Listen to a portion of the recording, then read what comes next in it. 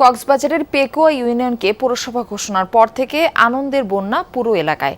এখন সমৃদ্ধ অঞ্চল হিসেবে রূপান্তরের স্বপ্ন তাদের।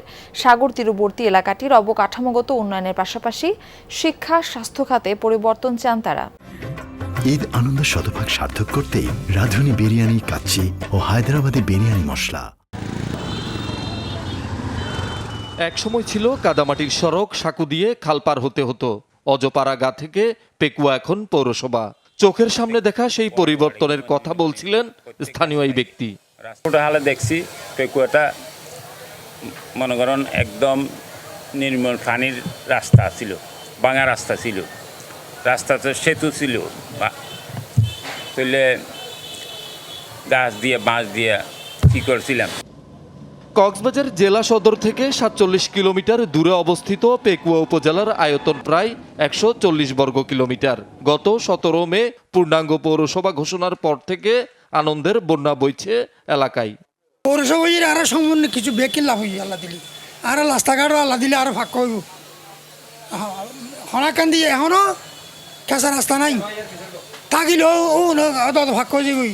আর উন্নয়ন চাইছে, আর লোড গাট চাইলেন বলে দিনও চাই তো আর ফুয়াশা লেখাপড়া করার জন্য শাশুড়ি চাই দলক যাইতে হলে।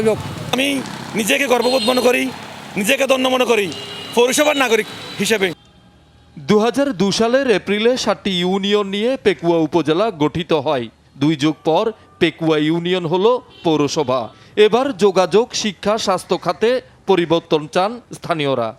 বাজার হয়ে সামনে পৌঁছেছে ওই রাস্তাটা সব সময় যানজট হয়ে যানজটে লেগে থাকে। আমরা আশা করব বিকল্প কোনো সড়কের মাধ্যমে এই যানজটটা নিরসন করা হবে। ওই এলাকার আবাসিক স্থল, এই এলাকার বিভিন্ন ধরনের বাজার, হাট এবং ঘাট থেকে শুরু করে রাস্তাঘাট থেকে শুরু করে বিভিন্ন ধরনের এলাকার উন্নয়ন হবে, সেটাও আমরা প্রত্যাশা রাখি। এরই মধ্যে আনন্দ শোভাযাত্রা সহ নানা কর্মসূচিতে মুখর পুরো পেকুয়া। সাগর তীরবর্তী অঞ্চলটি সমৃদ্ধ হবে বলে আশা সবার। এই আয়ত্তের মধ্যে যে জনসাধারণ রয়েছে তারা প্রত্যেকেই পৌরকর আদায় করবেন এবং পৌরসভার যে সুযোগ সুবিধা রয়েছে সেগুলো তারা ভোগ করবেন। শহীদুল সুমন, যমুনা নিউজ।